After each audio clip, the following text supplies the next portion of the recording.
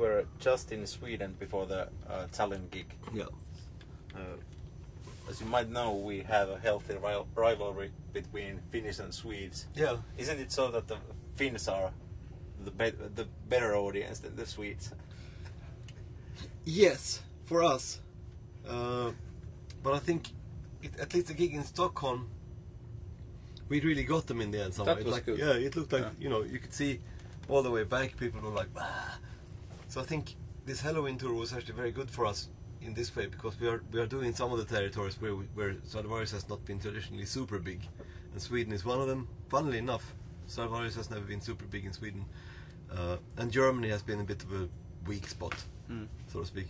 So I think it's great that we do this, because we fill in now some of the places where we haven't had super following, and next year we did like 10 shows in Germany, and Helloween there are a lot of people in Germany, and we get to present our stuff, and hopefully people walk away with a smile on their lips, and great. So I don't know, Swedish audiences this time were almost as good as Finnish, but not quite there yet, but maybe next tour then or something like. Wouldn't you agree? It wasn't like super in there. It was very good. I'm surprised. Yeah. But yesterday was good as well. Yesterday was great. Yeah. I heard, maybe not to say this to Helloween, but I heard a lot of people were like leaving through Helloween because it's like Stratovarius was great, Well, there was like 900 people and 2 left. I don't know. But those 2 came after we played, so they didn't even watch us, right? Yeah, I think I don't know. But then anyway, it was very good. So we never played in Tallinn before, so I don't know. I didn't hear in Göteborg that somebody left, but in Tallinn I did hear from 2 people saying like, they just left, because they had to go work. It's a work day tomorrow. Well, they were on our guest list, Actually, no, they weren't. There wasn't anybody, so. Yeah, you cannot please them all. No, they cannot please them all. We please them. I don't know. But it was getting late too, and it is a work day to those, of course. And Tallinn is it's completely snowed, and it's difficult to get around. I think people maybe like, oh, are the trams going, or but yeah, Helsinki is actually the most snow-closed city in Finland now. There's almost half a meter. Okay. Snow. They look pretty bad. Yeah. But at least in Helsinki they put the snow away with these machines. Yeah. I think in Tallinn they don't care about that. They just seriously. So it's like, what? They are not used to it. Yeah. No, I mean they don't have money. I mean I think the city has run out of money or something. But some smaller streets they don't bother.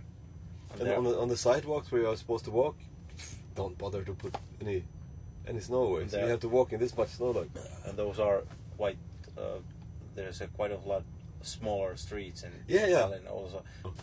But a gig like yesterday, there was nobody we knew backstage. But then on the other hand, the audience was like super excited. There probably never comes very many metal bands to Tallinn. They go like 2. Yeah, they have just started becoming a metal. Yeah, it seems. Yeah. Members of the metal family. So. They have a good crowd. Really good crowd. Yeah. But Stockholm was probably the one that took me with the most surprise, because for me Stockholm has been lame with Stratovarius with like this. They've been lukewarm about our band somehow. Yeah. Because they are idiots in Sweden. That's why. And in many kind of genres of metal music have come from Göteborg, but not from Stockholm. Exactly. Stockholm is like more this yuppie, place. Göteborg is more working class. Not the capital. I mean, there's always this, how would I say, enemyship between the capital and the next biggest city. And Göteborg is like the number 2 city, and like the super metal city. Yeah.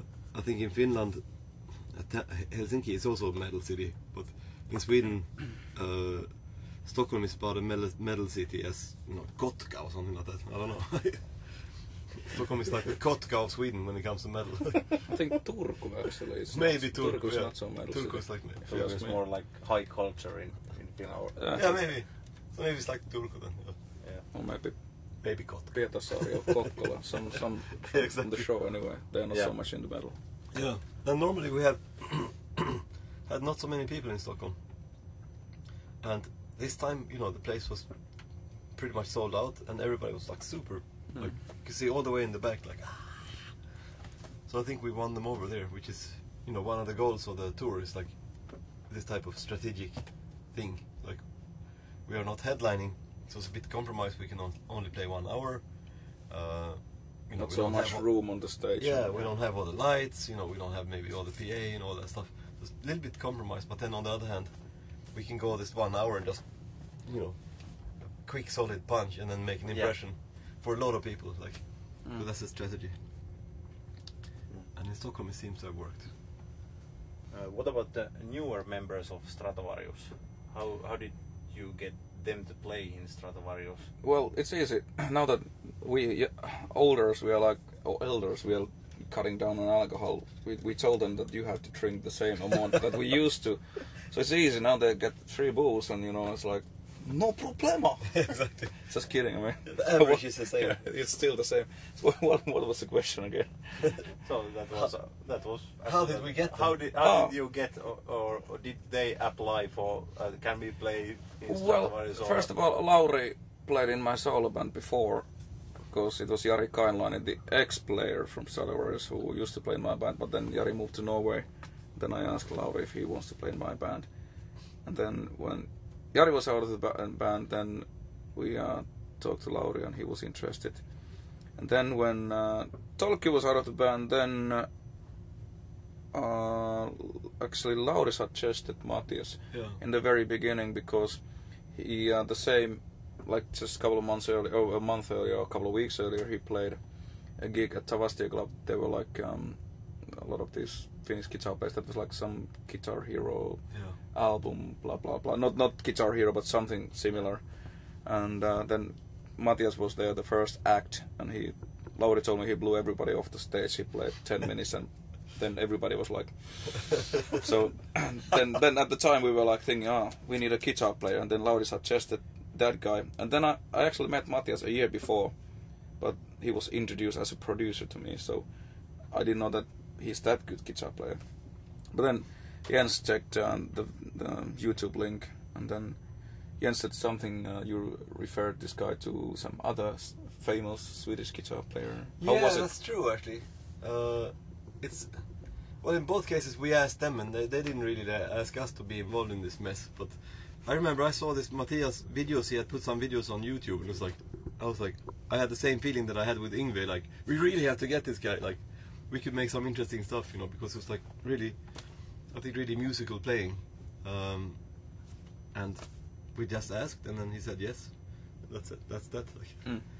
But it was not like people applying or like scratching at our door and going. Yeah, we didn't have any advertisement anyway. So when we heard about Matthias, then I went to his studio, and I sort of tricked him. I talked about something else, and then suddenly like, well, this is exactly not the reason why I'm here. So you want to join the band? Okay, why not? And then that's it. Sometimes it's quite simple. Yeah.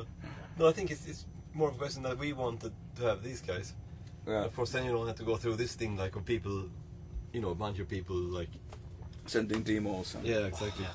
And listening all try to find out that if he has really played it himself or exactly. Yeah. Exactly. And then like it's also, I think when Matthias joined, he probably didn't really know what to expect. It was almost like as if there was not a band anymore, because we hadn't done anything for like 3 years, and it was like more of a, would you want to like to do something, you know? It was just clear that we wanted to do something, but we didn't really know. We didn't even know if we were gonna back then if we were gonna use the name Stratovarius. That came 4 months later. So I just told him that you wanna make music with Jens, Lauri, Jörg, and me, and he said yeah. So long story, but good story. What about, we already talked about Jörg's illness. How about the replacement drummer? Alex, yeah. How did you find him, or was Jörg, for example? I think Jörg recommended him in some way, but there was so chaotic, because we had just found out that he got sick, and there was like 1,000 emails going back and forth, like who could possibly do it, and then that guy couldn't do it, and who's good enough, and not so many guys are good enough. And I think what sold me on Alex was again YouTube. before he had the gig, he had made this like video where he learned the song, just like, well, I don't care if I have the gig or not, but here's me playing one of the songs, like, which to me showed very good attitude. He was just like, I want the gig, you know, I want to do this, you know, so I don't care if you pick me or not, but here's me. I started rehearsing anyway. Exactly, yeah. I started rehearsing the damn things anyway, and so he played a song called Deep Unknown from Polaris. Yeah. Then he has played it on top of the. So basically, we only heard the drums, a little bit music. So, yeah. But he played everything perfectly, and we were like, yeah, that's a good attitude. So. Yeah, and that's not easy. No. Your style of music. No, it's not easy. It's very demanding on every every player. But some songs are easy, but he picked the singer also. Yeah, he picked a song that was not easy, like which Yeah. I thought was like, okay, like. And he didn't pick Paradise. Exactly. Do that. Yeah, exactly. And he's turned out to be like a super guy also, like, you know, very nice guy, really friendly and stuff. So it's, in a way, it's really weird situation. Now we do these gigs, and of course then he has to leave the tour because Jörg comes back. So we, you know, you have to remember that the reason that he's here is because somebody is sick.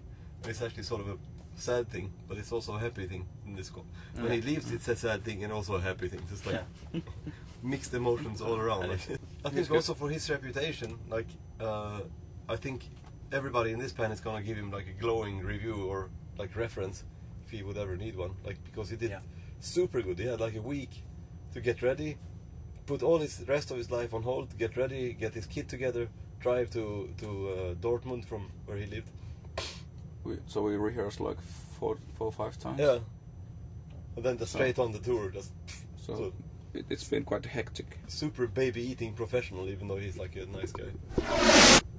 But anyway, there are all the questions which we wanted to know from you. So okay, we are very pleased. But what about the questions you don't know that you want to know? Can we answer anyway? You can answer without the questions if you have anything on your mind. You answer yes, I answer no. Question number 1, yes.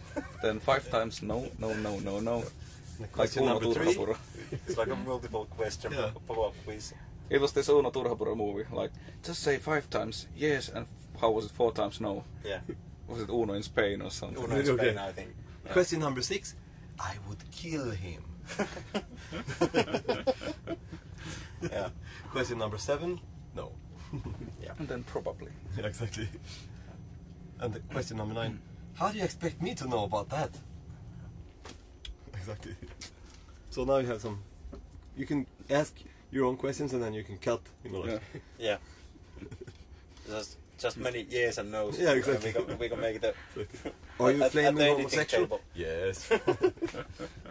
Yeah. But anyway, thanks. Thanks a lot for this interview. You're welcome. Okay. Thanks.